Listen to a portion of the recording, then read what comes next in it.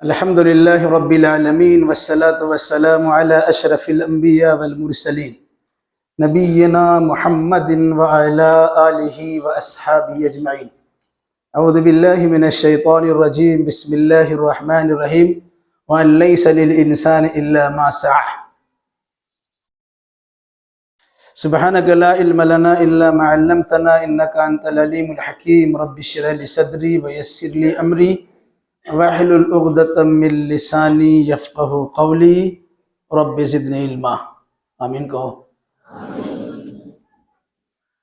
مختصر حمد و صلوات کے بعد قرآن مجید کی ایک چھوٹی سی آیت آپ کے سامنے پڑھی گئی ہے جس کا سیدھا سادہ ترجمہ ہے لیس للانسان الا ما سعى. انسان کے لیے نہیں ہے مگر وہی جس کے اس نے کوشش کی، جس چیز کی اس نے کوشش کی ہے وہ اس کو مل کے رہے گی. یہ آیت میں نے آپ کے سامنے بھی کیوں پڑھی ہے؟ شوال کے مہینے سے مدارس اسلامیہ میں تعلیمی سال کا آغاز ہوتا ہے، تعلیمی سلسلہ شروع ہوتا ہے، اور شعبان کے مہینے میں وہ ختم ہو جاتا ہے. کچھ ہی دنوں بعد آپ کا اگزام اور امتحان ہوگا، اور پھر اس کے بعد پھر چھٹی ہو جائے گی. رمضان بھر چھٹی رہتی ہے، پھر 10 شوال کو مدرسہ کھلتا ہے. امتحان و اگزام کے بارے میں عربی کا مقولہ ہے عند الامتحان یکرم الرجل او یہان. امتحان کے وقت میں یا تو انسان کی عزت ہوتی ہے یا انسان کی ذلت ہوتی ہے. کیا مطلب؟ انسان اپنے میں مگن رہتا ہے، ہنستا کھیلتا کھاتا پیتا کھیلتا کودتا لکھتا پڑھتا دنیا میں سارا کام کاج میں مشغول رہتا ہے، لیکن جس وقت اس کا امتحان ہوتا ہے تو پتہ چلتا ہے کھیلنے والا کھیلنے میں کامیاب ہوا کہ نہیں ہوا، پڑھنے والا پڑھنے میں کامیاب ہوا کہ نہیں ہوا، نوکری کرنے والا اپنی نوکری میں کامیاب ہوا کہ نہیں ہوا. اب جو کامیاب ہو جاتا ہے لوگ اس کی عزت کرتے ہیں، اس کی پذیرائی ہوتی ہے، اس کو لوگ اونچا مقام دیتے ہیں، اس کی تعریف توصیف بیان کرتے ہیں. لیکن جو آدمی ناکام ہو جاتا ہے، فیل ہو جاتا ہے، اس کے بارے میں لوگوں کا خیال لگتا ہے یہ اچھا سے کرم کا نہیں کرتا ہوگا اس لیے فیل ہو گیا، امتحان کے زمانے میں ٹھیک سے لکھا نہیں ہوگا اس لیے فیل ہو گیا، سال بھر اس نے پڑھا نہیں ہوگا اس لیے فیل ہو گیا. ہوتا ہے نا؟ تو شوال سے لے کے شعبان کی شروعات تک جو آپ نے پڑھا ہے، کیا پڑھا ہے نہیں پڑھا ہے وہ تو آپ کو معلوم ہے. استاد تو سبق سنتے ہیں، آپ نے سنا دیا، اس کو یاد رکھا کہ نہیں رکھا وہ تو آپ کو معلوم ہے. اسی مناسبت سے سال میں کم سے کم 2 مرتبہ امتحان ہوتا ہے. امتحان کا مقصد کیا ہوتا ہے کہ جو آپ نے پڑھا ہے اس سلسلے میں دیکھا جائے اس کو یاد رکھے ہیں کہ فراموش کر کے بھول گئے. تو اسی میں کسی کا اچھا نمبر آتا ہے، کوئی پاس کرتا ہے، کوئی سیکنڈ ہوتا ہے، کوئی فرسٹ کر جاتا ہے، کوئی اس میں بھی اسٹوڈ کر جاتا ہے. بہت ساری جگہوں پر باضابطہ یہ نمبرات الگ سے بھی دیے جاتے ہیں. کسی کو اخلاقی نمبر دیا جاتا ہے، کسی کو نماز کی پابندی پر نمبر دیا جاتا ہے، کسی کو استاد کے ساتھ یا مدرسے کے بچوں کے ساتھ اچھے ویوہار اچھے تعلقات کرنے پر بھی نمبر دیا جاتا ہے.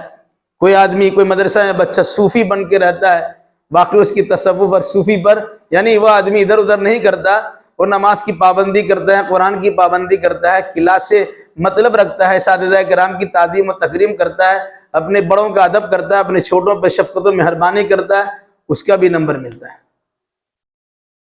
یہ سب امتحان ہے. کامیابی سے 2-4 بھی ہوتا ہے انسان، ناکامی سے بھی 2-4 ہوتا ہے. ابھی ہمارے سامنے سالانہ امتحان کی بات آئے گی. سالانہ امتحان ہوگا، جو آپ نے پڑھا ہے اس سلسلے میں آپ سے پوچھا جائے گا کتنا یاد رکھا ہے اور کتنا بھول گئے ہیں وہ تو آپ کو معلوم ہی ہوگا. اس لیے کچھ دنوں میں شاید آپ کا سبق بند ہو جائے گا. سبق بند ہونے کا مقصد یہ ہوتا ہے کہ آپ پڑھا ہوا سبق یاد کیجئے، بھولا ہوا سبق یاد کر لیجئے تاکہ امتحان اچھے انداز میں دے سکیں گے. یہ نہ ہوتا ہے.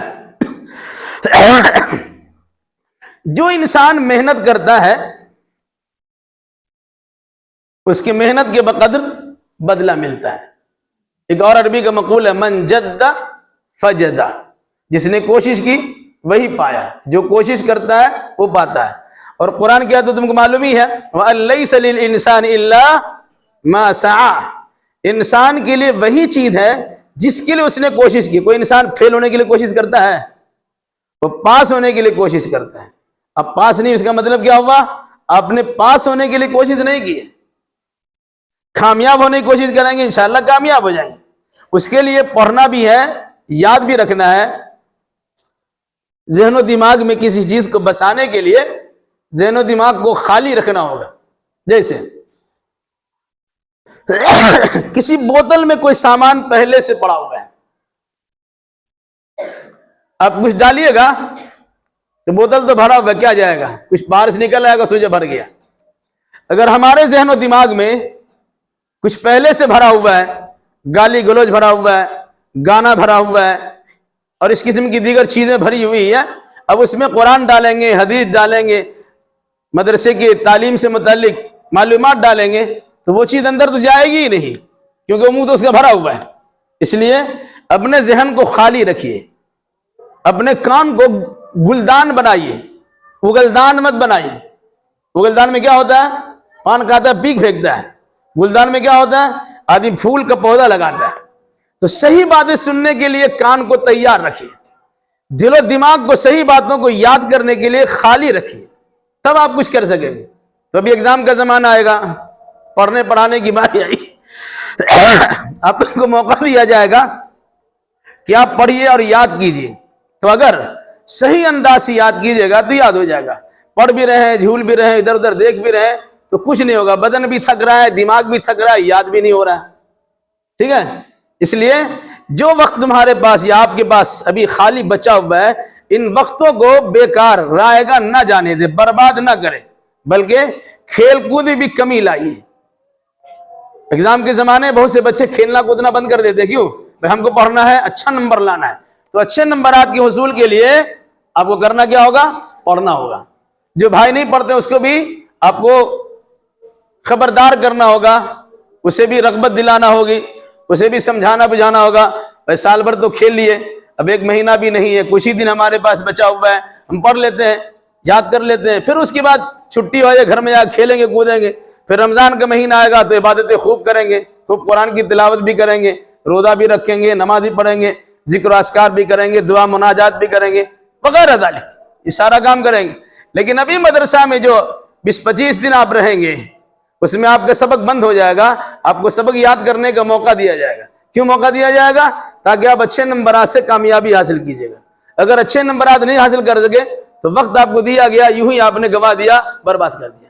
اس لیے میری گزارش، مرکز تحفیظ القرآن کے آپ طلبہ ہیں، مرکز تحفیظ القرآن اس علاقے میں الحمدللہ آپ لوگوں کے ذریعے سے ایک نام کیا ہوا مرکز اور مدرسہ ہے.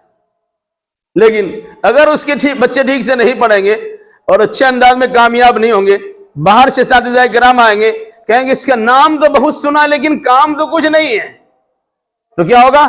آپ کے ذریعے سے آپ کی بدنامی ہوگی، آپ کے گھر والوں کی بدنامی ہوگی، اساتذہ کرام کی بدنامی ہوگی، اور پھر مرکز اور مدرسہ کی بدنامی ہو جائے گی.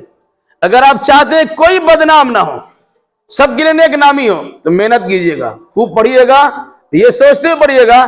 دنیاوی اسکول میں پڑھنے والا انسان دنیاوی کامیابی حاصل کرتا ہے، دینی مدارس میں پڑھنے والا انسان دینی کامیابی حاصل کرتا ہے. اب قرآن یاد کریں گے، آپ کا سینہ بمنزلہ لوح محفوظ کے اللہ کی نگاہ میں علم و حکمت کا گنجینہ بن جائے گا، بڑی قدر و قیمت والا سینہ آپ کا ہو جائے گا. اس لیے قرآن کو یاد کیجئے، قرآن کو یاد رکھیے، قرآن یاد کرنے کرانے کی رغبت بھی دلائیے. اپنے بڑوں کا ادب و احترام کیجئے، اپنے چھوٹوں پر مہربانی اور شفقت بھی کیجئے، اپنے استاد کی تعظیم و تکریم بجا لائیے. اپنا گھر پہنچنے کے بعد گھر والوں کے ساتھ اچھا برتاؤ کیجئے. آپ کے اخلاق سے گھر والے بھی متاثر ہو، آپ کے اخلاق سے علاقے کے لوگ بھی متاثر ہو جائے کہ فلاں جگہ کا بچہ کتنا سلیقہ سے رہتا ہے، فلاں جگہ کا بچہ کتنے اچھے انداز میں بات کرتا ہے، فلاں جگہ کا بچہ کس طرح گفتگو کرتا ہے، کسی کو شکایت کا موقع نہیں دیتا ہے۔ آپ چاہیں تو اپنا بھی نام روشن کر سکتے ہیں، مدرسے کا نام روشن کر سکتے ہیں، ماں باپ کا نام روشن کر سکتے ہیں، علاقے کا نام روشن کر سکتے ہیں، اساتذہ کرام کا نام روشن کر سکتے ہیں، اور آپ چاہیں ان تمام کا لوٹیا غرق کر سکتے ہیں، بدنامی کا دھبا اور داغ لگا سکتے ہیں، کلنک کا ٹیکا بنا سکتے ہیں، اب آپ کے اختیار میں۔ میں آپ سے اچھی امید رکھتا ہوں اور یہی گزارش کرتا ہوں کہ اپنے ذریعے سے خود اپنے آپ کو روشن بنائیے، تابناک بنائیے، منور بنائیے، اسی طریقے سے اپنے گھر والوں کو، اپنے اساتذہ کرام کو، اپنے مدرسے کو اور اپنے علاقے کو لوگوں کی نگاہ میں روشن و تابناک بنا دیجئے۔ اس کا اثر یہ ہوگا کہ فلاں جگہ کا پڑھا ہوا بچہ، الحمدللہ ایک بچہ ہے اس علاقے میں، اس نے پوری بستی کو سنوار دیا اور سدھار دیا ہے۔ آپ چاہیں کرنا تو کر سکتے ہیں، الحمدللہ ایک ایک بچہ اپنے اپنے علاقے کو سنوار چکا ہے، آپ بھی سنوار سکتے ہیں۔ اب اللہ کے فضل و کرم سے حافظ قرآن بنیں گے، آپ تراویح کی نماز پڑھائیں گے، آپ آگے بڑھیں گے، آپ کا دادا پیچھے ہے، آپ کا بابا پیچھے، آپ کا نانا پیچھے، آپ کا ماموں پیچھے، آپ کا خالو پیچھے، آپ کا چچا پیچھے، سب سے پیچھے ہی ہے، سب سے بڑا آپ ہے نا بڑا؟ تو اللہ نے قرآن کی برکت سے آپ کو بڑھا دیا، سب سے آگے بڑھا دیا۔ آپ آگے بڑھ کے رہیے اور لوگوں کو بھی رغبت دلائی کہ بھائی قرآن پڑھو، تم بھی آگے بڑھ جاؤ گے۔ بس اتنی بات پر اپنی بات اکتفا کرتا ہوں اور کوشش دعا کرتا ہوں کہ آپ امتحان میں کامیابی کو حاصل کرنے کے لیے محنت و مجاہدہ میں لگ جائیے۔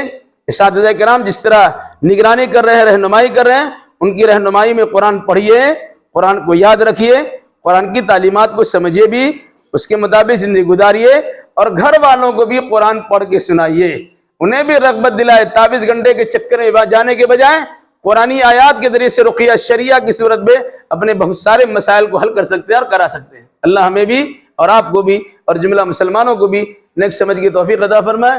اقول قولی ھذا واستغفر اللہ لی ولکم ولسائر المسلمین وآخر دعوانا ان الحمد للہ رب العالمین۔ والسلام علیکم ورحمۃ اللہ وبرکاتہ۔ میرا سفر ہو رہا ہے انشاءاللہ۔